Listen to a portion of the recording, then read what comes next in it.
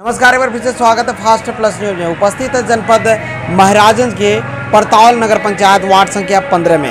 हमारे साथ जुड़ेंगे संपूर्णानंद पटेल जी। बात करेंगे, जानने का प्रयास करेंगे नेताजी इन दिनों चुनाव की भ्रमण कर रहे हैं, तो वार्ड संख्या 15 में क्या क्या समस्या देखने को मिल रही है और जनता से क्या वादा करना चाहेंगी चुनावी। बहुत बहुत स्वागत सर।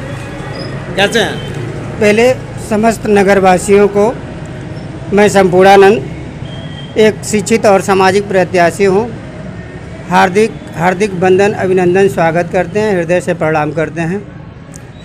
सर बात करेंगे, चूंकि आप सभासद पद के उम्मीदवार हैं वार्ड संख्या 15 के, जब इस समय चुनावी भ्रमण में चल रहे हैं तो क्या क्या समस्या देखने को मिल रही है? समस्याएं हमारे वहाँ बहुत सी हैं। यहाँ पर जल निकासी की समस्या सबसे गंभीर समस्या है। नगर पंचायत होने से सफाई उफाई में तो काफ़ी सावधानियां बरती जा रही हैं, सफाई हो रहा है और जल निगम अभी पूरा अपना काम कर नहीं पाया है। बरसात जब आता है तो हमारे ही वार्ड के अंतर्गत एक धर्मंता टोला पड़ता है। बरसात में वो पूरा गांव जो है जलमग्न हो जाता है, जल निकासी का कोई व्यवस्था नहीं है। और इसमें हम जानते हैं लगभग 50-60 एकड़ बीच में खेत भी है। एक भी खेत जो है पैदावार की दृष्टिकोण से नहीं रहता है, क्योंकि नाव चलाने की स्थिति होती है इस क्षेत्र में। और ऐसे समय में आज तो बहुत से नेता जा कर के झूठे दावा कर रहे हैं, लेकिन गर्व है मुझको कि मेरे पास चंद लोग आए और अपनी समस्या लेकर के हमको बताए।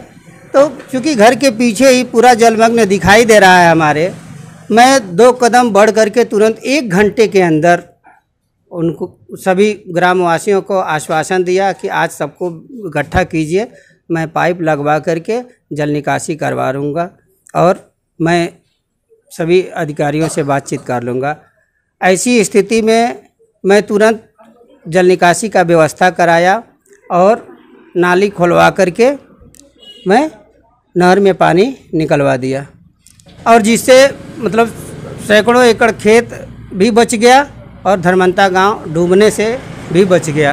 तो मैं हमेशा से समाज का सेवा करता आया हूं, शिक्षित हूं, सामाजिक हूं, मेरा हौसला भी बुलंद है समाज सेवा का।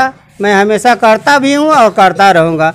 मेरे ऊपर एक भी रुपये का कोई दाग नहीं लगा सकता कि मैं कभी किसी से पैसा लेकर के काम करता हूं या कहीं दलाली हो। मैं सामाजिकता और शिक्षा और अपने व्यक्तिगत दम पर चुनाव लड़ रहा हूं। हमारे ऊपर सिर्फ जनता का सपोर्ट है और मैं किसी सपोर्ट से नहीं। किस पार्टी से चुनाव लड़ रहे हैं सर? चुनाव नहीं, मैं पार्टी से नहीं, मैं निर्दल प्रत्याशी होकर के अपने दम पर और जनता के विश्वास पे चुनाव लड़ रहा हूँ। कुछ लोग भारतीय जनता पार्टी का बैनर लगा करके प्रचार प्रसार कर रहे थे, हमारे माननीय विधायक जी के सेवक थे लोग।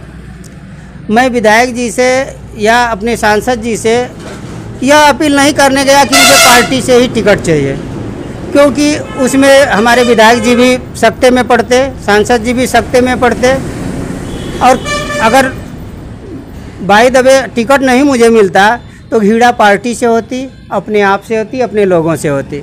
तो मैं इस बिंदुओं को ध्यान में रखते हुए समाज से और पार्टी से बचने के लिए मैं अपने व्यक्तिगत दम पर, यहाँ पार्टी को साथ लेकर के नहीं, अपने व्यक्तिगत व्यवहार पर, जनता के विश्वास पर निर्दल प्रत्याशी के रूप में हमने नेताजी बात करेंगे, अगर आप सभासद होते वार्ड संख्या 15 की, तो सबसे पहले कार्य क्या होने वाला है, क्या क्या रूप देने वाले हैं? जी, यहाँ पर सबसे पहले तो यह कि आदमी जो जिसका मकान है उसका मकान आ जा रहा है, जिसका मकान नहीं है वो पीछे रह जा रहा है।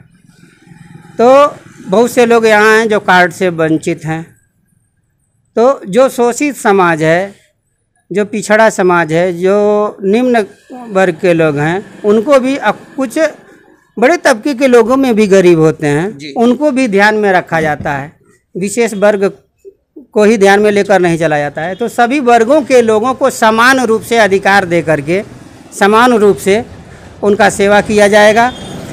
और यहाँ पर नगर पंचायत होने के बाद कुछ नई बस्तियाँ बननी शुरू हो गई हैं, नए प्लाट, तो वहाँ तक जाने के लिए कोई सुचारू रूप का कोई रास्ता नहीं है, कोई व्यवस्था नहीं है। और सबसे बड़ी समस्या यहाँ पर जो है वो नाली की है। यहाँ पर जल निकासी का पूरे पड़ताल में कोई व्यवस्था ठीक नहीं है और कभी ठीक भी नहीं रहा। यहाँ पर आरबीएस के द्वारा सड़क बनवाई गई और आपके सामने दिख रही है नाली, सरकारी नाली है। ये नाली उस चौराहे से इस चौराहे तक जहाँ नहीं बना, आज तक नहीं बना। आरबीएस का पैसा भी भुगतान हो गया, टोल प्लाजा भी चल रहा है, लेकिन आज तक किसी भी गर्व है मुझे ये बात कहते हुए कि हमारे परतावल में मतलब बहुत से जनप्रतिनिधि हैं, लेकिन किसी जनप्रतिनिधि द्वारा आवाज़ नहीं उठाया गया होगा इस मतलब नाली के लिए कि नाली को पूर्ण करा करके जल निकासी का व्यवस्था। फिर बरसात आने वाला है, फिर समस्या वही आएगी। सरकार अपनी है तो पार्टी से तो बगावत नहीं हो पाती, लेकिन इसके लिए हमने जिलाधिकारी को भी लेटर लिखा था, पेपर में भी दिया था। पूरे परतावल के लोग देखे समझे, यहाँ मीडिया के कई लोग आए थे। मैं नाली को रोक करके और सही काम कराने के लिए आवाज़ उठाया। माननीय विधायक जी तक भी हम पहुँचे थे आवाज़ लेकर के।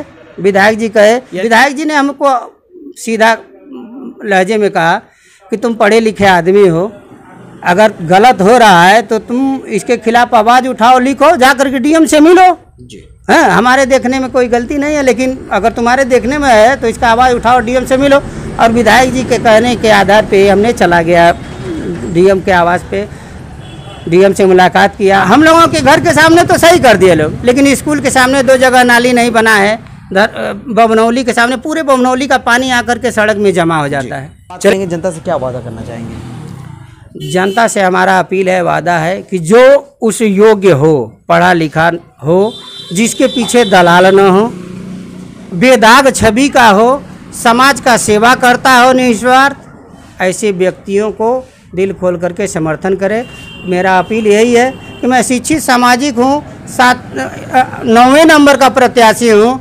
9वें नंबर पर मेरा सिंबल है कलम दवात, और कलम ही एक ऐसा सिंबल है, इस वार्ड की जनता को बताना चाहेंगे कि कलम ही एक ऐसा सिंबल है जो सबके दिल के करीब रहता है 24 आवर, और जन्म से मृत्यु तक साथ रहता है। बाकी कोई सिंबल जो है साथ देने वाला नहीं है। तो यह प्रत्याशी भी 365 दिन आपके साथ रहेगा और कलम भी आपके हृदय के करीब है, तो हमको भी लोग हृदय में अपनी जगह दें।